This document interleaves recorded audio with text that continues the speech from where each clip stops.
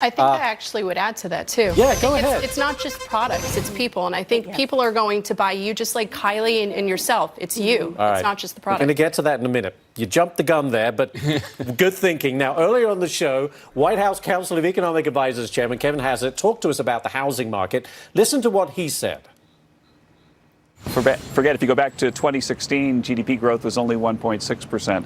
And so to have another 3% quarter, fourth quarter right now, our models have about at 3%. And so we really are at a sustained 3% pace. And, I was listening to the segment before, for sure there's a lot of volatility in financial markets, but the economic data continue to even surprise on the upside a little bit.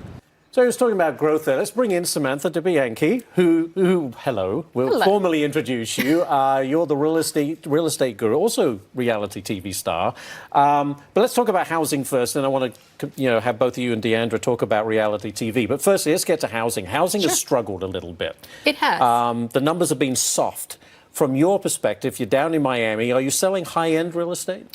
High-end real estate has... What is high-end? What high-end, I mean, we could talk about $750,000 and above. So the high-end has slowed down. I guess you're a studio in Manhattan, by the way, $750,000. I know. If you're lucky. Let's talk about $500,000. What you get for $500,000 here is maybe a closet. Right. But down in South Florida, $500,000 gets you a condo with water views, or a very nice single-family home. So when people see that, of course, we're going to see an influx from New York to Florida. We already have the strongest population migration between states is from New York to Florida, and I think come next year when people are paying their taxes, South Florida is going to look a whole lot sunnier. Got anything for Dave Asman with a water view? I have thought so often about doing that. I've got a couple of these closets in New York. Fortunately, I bought them in the late 80s, early 90s, so I bought them for a song. They've increased 10, 15 times in value. But, I got to live here. I got to work here. Some people are stuck in New York. If I had my druthers, I'd be in Florida, but I mean, look, and people who live in New York, there's plenty of die-hard New Yorkers, and people love New York, and it doesn't matter what they're paying in taxes or prices or anything.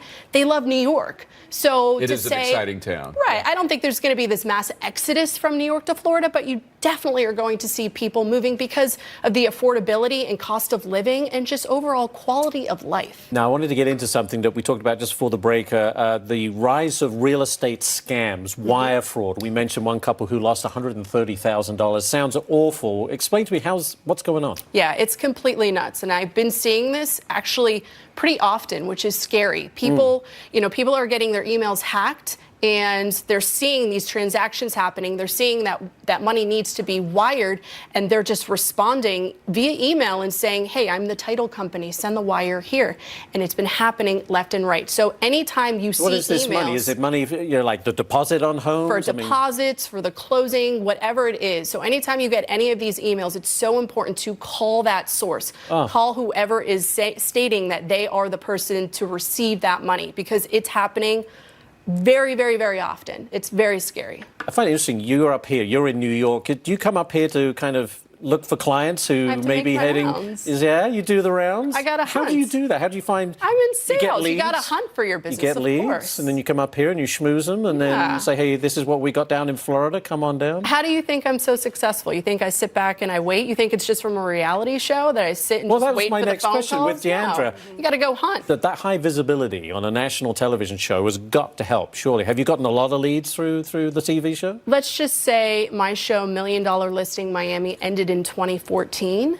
It was like a one-hit wonder. You blinked and you missed it. Are you still getting Still, it's nuts. Wow. I still get tons of calls from people. The visibility factor is everything. Really? And it doesn't have to be, I don't have a product. I'm a service. You are the product. I am the product. So I have to make sure that I am represented in the right way. And you can't just be, there's so many shows out there and everything represents something differently. So, but for me, I'm a business. And I need to go on. I need to have a goal of, I'm going on this show because I want my business to grow. I want to make more money. And as long as you have that mindset, you will do very, very well, whether it's a television show or a vlog or whatever it is, your social media. You have to deliver, bottom line. You have to deliver. It can't just be a smoke show. Deandra, same question for you. Is the show still going, The Real Housewives? We just wrapped the third season. So hopefully we'll go into season 4. Do you go many places? Are you getting a lot of recognition? I do. Basically, whenever the show is on. Especially in Dallas. Yeah, in Dallas, of course. But I try to travel every week and try to do as much press as I can, because not only do I talk about the show and what's happening on the show, but then I also can talk about my product and my business and what's happening in my business. And it's really important for me. I've always made my business the center part of my story. Right. So that's something that if you want to promote a brand, make sure that your storyline centers around And your you know business. what's great? We have so many bad stories, horror stories to tell about social media. Here are two Yes. ladies who survived, who thrived because of social media, right? I mean, Right.